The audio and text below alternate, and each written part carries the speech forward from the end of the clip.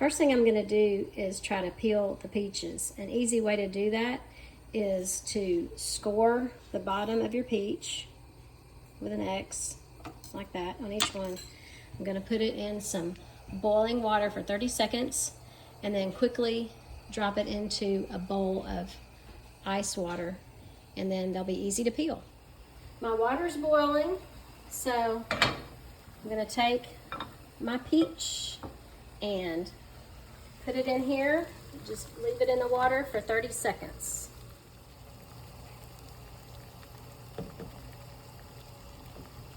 Okay. This handy scoop from Pampered Chef is awesome for doing these kind of things. I'm gonna put it in my ice water bath. So we've got our peaches. They've been blanched in some boiling water for 30 seconds, dropped in some ice water. And now I'm gonna take this is actually my avocado knife, which will cut through any kind of stoned fruit or avocado. Look at that, it's already coming off, look at that. Just, the skin is just peeling right off. As you hear the dog in the background drink the water. Got my sous chef over here. She's waiting for things to fall on the floor. But look at that. Didn't take any time at all. So now, pop that out. Slice this up. And then we're gonna add the rest of our ingredients for our filling in the bowl. Let that sit in the refrigerator while we make the pie crust.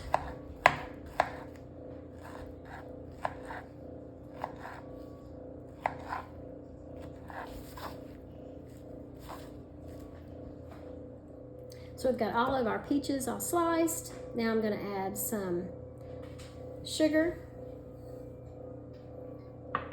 3/4 cup of sugar, 1/4 cup of cornstarch, a teaspoon of our Pampered Chef vanilla,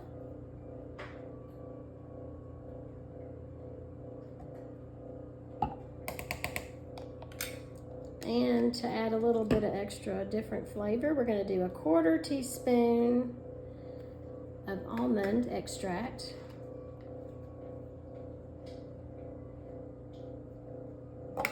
Smells so good. And then we're going to do a lemon. We're going to juice a lemon here, so I've got it. And then we're going to take our lemon and press out some juice. And I believe it was a teaspoon of lemon juice.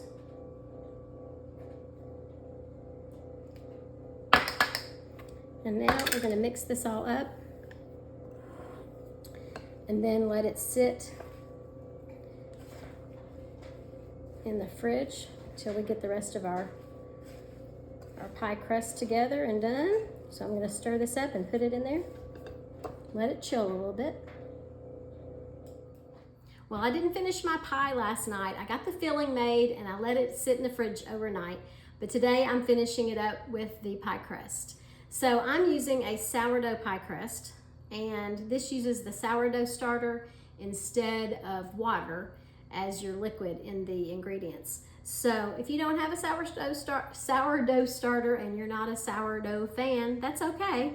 You can go to kingarthurbaking.com and just look up their all buttery recipe for pie crust, and it'll be just as good. This one though, with sourdough starter, it can be used for savory things like quiche or pot pie and that sort of thing. So what I've done so far, I've measured out my all-purpose flour. Now you're gonna want to have a digital scale, because when you're baking, it is very important to get your ingredients all perfect. It will really make a difference in the outcome of your baking. So I just put, this Pampered Chef scale will measure ounces, grams, and pounds. And so I just put my container on there, got it onto 0, and then measured it out. This is 115 grams of all-purpose flour I'm just gonna put in my metal bowl. And then I needed a little bit of wheat flour, so I'm gonna put that in there. And here's a trick for you. So we're gonna stick this in the freezer for about 10 minutes, and that'll get this flour really, really cold, and that will help you make a really nice flaky crust. Now the third ingredient that you would normally put in here is a little bit of salt. However, I'm not using unsalted butter. So beware, if you have unsalted butter, that's great, then you can put in your salt. But since I have a stick of salted butter, and you generally can get 1/4 to 1/2 teaspoon of salt in that, I'm just leaving the salt out of it. Okay, so this is going in the fridge or freezer for about 10 minutes. While the flour is getting chilled in the freezer, I'm going to go ahead and get my butter ready. And this is just a little, I don't know, trick of my own, but I want this butter to stay as cold as possible. So the less I handle it, the better. And I'm actually just laying it on a piece of foil because that might help keep it cold. Okay, so I'm gonna open this, and as soon as I get this all diced up, we'll get that flour back out and go our next step. So all I'm gonna do is cut little pats, and then I'm just gonna cut little, cube it up like that. And I'm gonna go through the whole thing here, the whole stick of butter. And that's gonna make it very yummy. And I know not a whole lot of butter is good for you, but you know what? This is a one every so often dessert. You know, I find every time I try to hold myself back from eating something good and yummy, it just feels like I still want it. And so why not just let yourself have it every so often? All right, so I'll finish this up, and then we'll go on to the next step.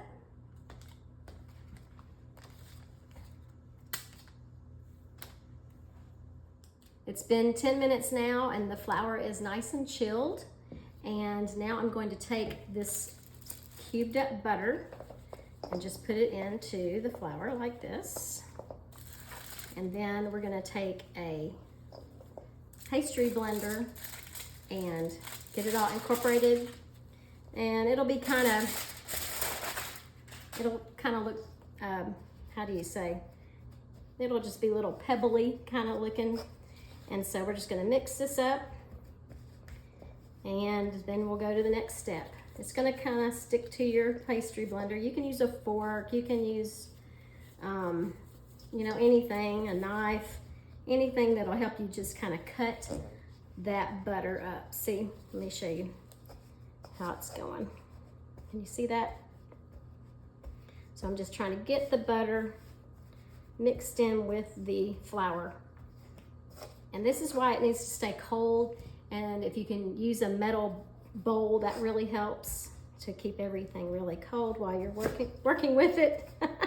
Watch out, don't let it slip off of your hand. I'm wearing my gloves now because I just don't want to get all messy. So I will continue getting this together, and then we'll go to the next step. All right, so I've got my butter incorporated into my flour, and now I'm going to add in my sourdough starter. This will give it the liquid that it needs to get together. So what I'm gonna do is I'm gonna put it on this pastry mat, and we're just gonna kind of make a little hole in the middle, like so. And then this is where the messiness comes in. Got my gloves on. I measured out 113 grams of my sourdough. Woo, just gonna use my hands. Woo. Do you have little kids that like to get dirty and get their hands in mud or Play-Doh? This might actually be a good thing for them to help you do, if you don't mind cleaning up messes. So I'm gonna use my pastry, I've got a little pastry scraper here, and I'm just gonna kind of get that sourdough starter mixed in. And now it may not mix right away. And like I said, this is gonna get messy, but it's gonna taste really good. So I'm gonna get this going, put this all together, and then we will have one more step to go.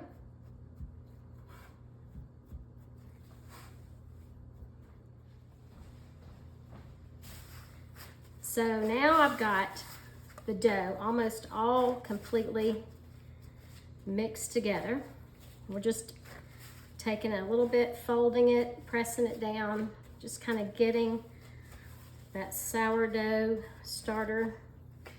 You see how it just kind of, that was enough liquid to make it all come together. Now that I have this stickiness of that, I'm gonna take just a little bit of flour and get my surface a little bit drier so that I can get, this is gonna be a disc. And what I love about Pampered Chef's pastry mat is that you have all of your different diameters here, 4, 6, 8, 10, and 12. So you can tell how big you're making your disc. And we want this to be about 6 inches. And then what we're gonna do is put it again in the refrigerator and let it chill for about 20 minutes so it's easier to handle and work with. So, and you know, I like doing the quick and easy Pillsbury dough and those kind of things as well. And just a little tip for you, when you are using those kind of doughs, make sure you keep them in the refrigerator until you are absolutely ready to work with them, because the more they sit out and get warm, the harder they are the harder they are to work with. Okay, so I've got that all put together, and now I'm gonna get some saran wrap. Where's my saran wrap? Hang on. And we're just gonna cover this. I know this stuff clings and gets hard to work with sometimes. Okay, just kind of spread it out, pick it up, turn it over, and this is gonna sit in the refrigerator for about 20 minutes. And then we'll be ready to put our pie together. So my dog Cinnamon, if those of you who know my crazy dog, she has been outside today hunting something, and I'm sorry if you hear her panting. I can't do anything about it. I've tried to get her to calm down. Maybe she'll go back outside, but anyway. So I've got my dough. It has been chilling in the refrigerator, and I've got my pastry mat. Now I want to tell you a little trick too, is to, if you've been working with your pastry mat and it's kind of hot or whatever, put it in the refrigerator too and let it chill down, and that will help. I'm gonna put a little bit of flour on the surface and take my dough, and ooh, it looks buttery. Look how yellowy, yum. I'm gonna take my rolling pin, and I'm just gonna start to stretch it out here, changing the direction. If you don't want to move like that, you can always pick it up and move it, but I find that a little bit harder to do. It's just an extra step when I can just keep my hands on the rolling pin and roll it out. So we want to get this to 17 inches wide, or diameter, and then I'll show you how to easily transfer it. Whoop, there we go. Transfer it to your pie plate. And if you just saw what happened, the crust just kind of went with the rolling pin, so put a little flour on your rolling pin and that'll keep that from happening. Now, if it's not a complete perfect circle, no big deal. We are not the perfect chefs, but the pampered chefs, right? So I'm just gonna have to spread it out as good as I can here. And if you find it getting to be an oval, just keep going in that direction to continue to try to get it spread out.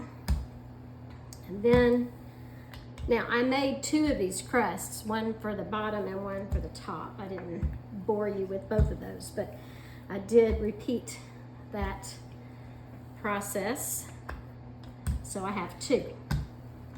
Oh, that looks so flavorful and delicious. I can just see the butter in it. Here comes the panting dog. Sorry, y'all. All right, so that's about good enough, I think. So what I'm gonna do now is transfer it to my stoneware pie plate. And you know, learning how to do this now, you're gonna be a pro come fall and holiday time making your homemade pies. It's gonna be fun. So I'm gonna pick this up gently and just fold it in half. Then I'm gonna pick it up again and fold it in a quarter, okay? Then I'm going to stick it like so in my pie pan, and unfold it gently. And that is how you get your dough easily in your pie pan, okay? Now, like I said, it's not gonna be perfect. I don't mean it to be perfect. I'm just gonna push it in there, and what I could do is gently just cut this, or just tear it really. You can tear it off like that to the edges. And what I love about our pie pan is you can tell it already has the pretty ridges there, so you can just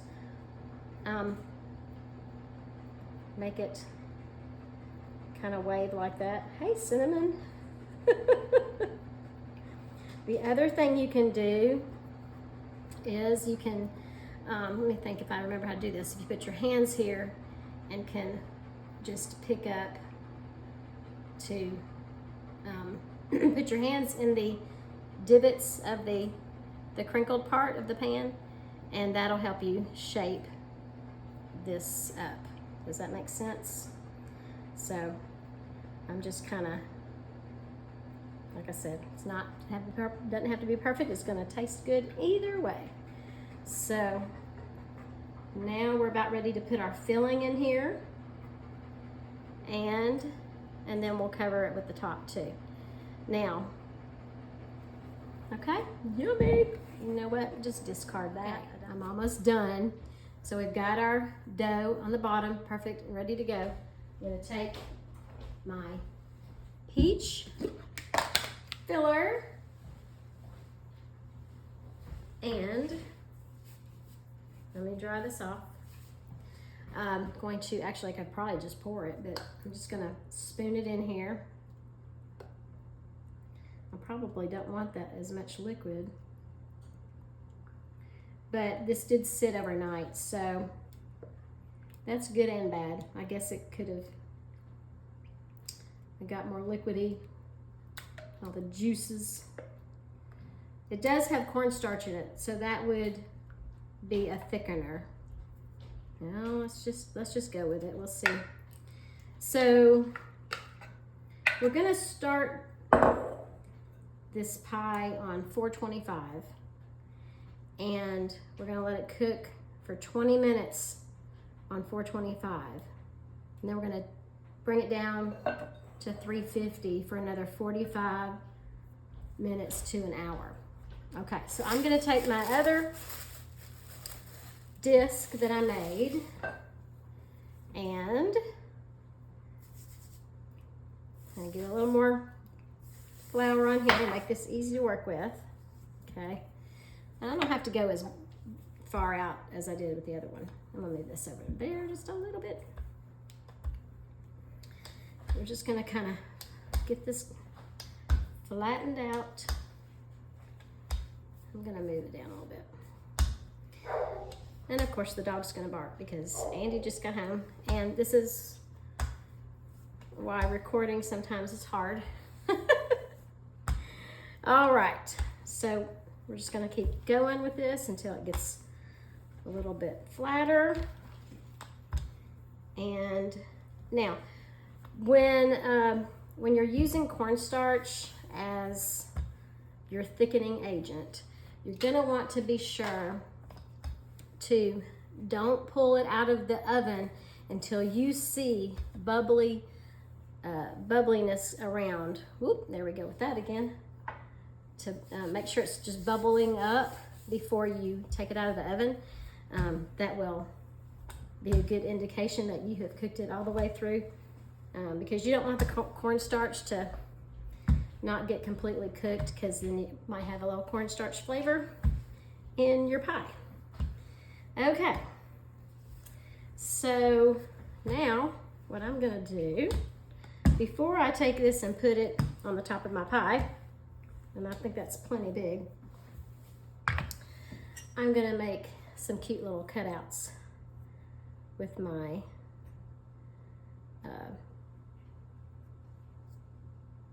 little, I don't know what you call this, well, my little cutouts. Pampered Chef has, I don't think these are in our line anymore, but we do have some cute little pastry things you can use. And see, they literally just pick up, you just pick them right up. And I'm gonna put them back on my pie in just a second. I'll show you. All right, whoops. Okay. Now I'm gonna do just like I did before, and I'm gonna gently, oh, there's the other dog. Hang on, I might have to let him in here. I'm just putting it back in the quarters to lay it on top. Hang on just a moment. Come on. All right, Leon. Okay. I think he smells the pie, wanting to come down. So now I'm gonna put this on top, just like I did before. Gently fold it out. Oh, look how cute that looks. That looks adorable. And then I'm going to put these back on it. And let's see. How about that? Now let's see if we can just kind of pinch this up. Pinch it together.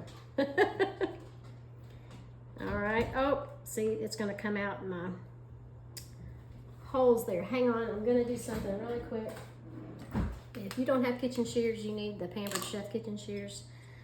These come apart for easy cleaning, extremely sharp, but I think I can just cut right around.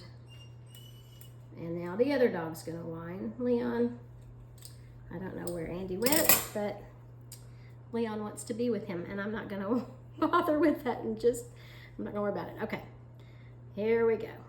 So now we've got this one going on, and trying to get the cute little edges.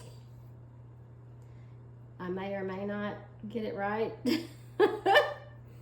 but here we go. I'm not gonna lean it up because it'll make all the juice fall out, but here it is. Here's our pie.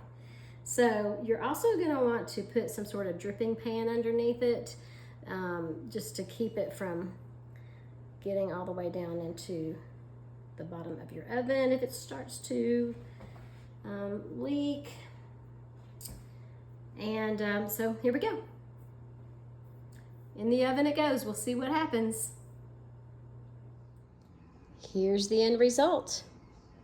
Looks pretty good, although you can tell where the filling started to leak out of the center. So I did not, I don't think that I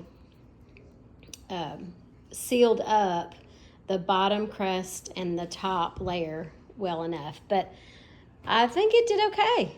Not bad for my first peach pie. I'm gonna let this cool overnight and then definitely refrigerate, and we'll see We'll see how it tastes tomorrow. Happy cooking, y'all.